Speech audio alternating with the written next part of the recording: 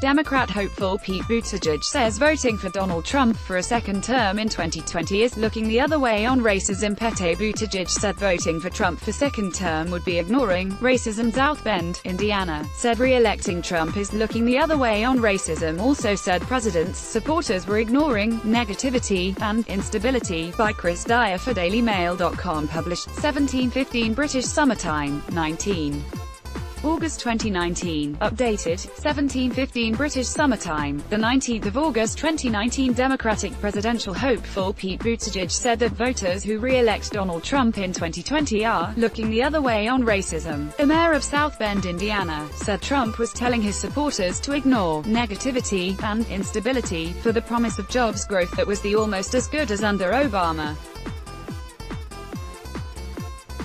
He appeared on CNN's State of the Union yesterday to make the comments, as fellow 2020 presidential hopeful Beto O'Rourke blamed the El Paso massacre which killed 22 people on Trump's racism. He also pushed back against Trump's comments at his rally in New Hampshire on Thursday, in which he told the crowd they have no choice but to vote for me.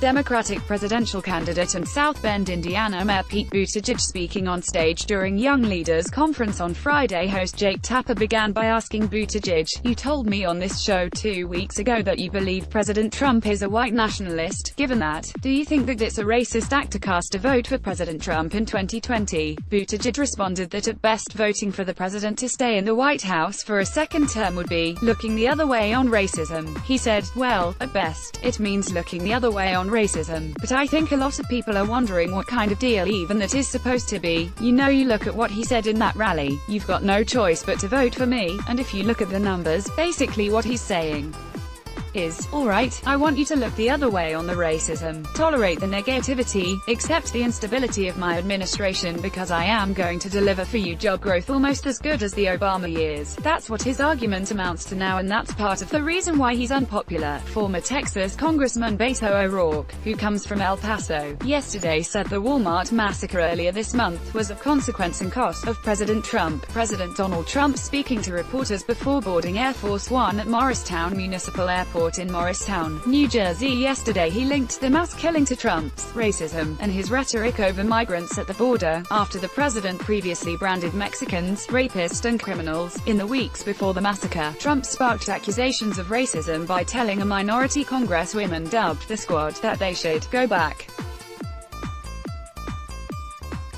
to totally broken and crime-infested places from which they came. At a rally in Greenville, North Carolina, a week later, Trump supporters started chanting, "Send her back," referring to Rep. Ilhan Omar, who was born in Somalia and became a U.S. citizen. Trump then branded Rep.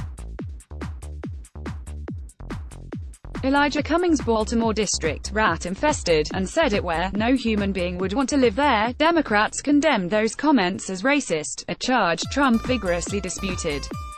In his quest to get his much-promised border wall built at the U.S.-Mexico border has led Trump to regularly describe migrants as an invasion. On Monday, Trump called on the U.S. to condemn racism and white supremacy. Trump and his White House spokespeople have denied he is a bigot, claiming the president is the least racist person in the world. Read more. Let's block ads. Why?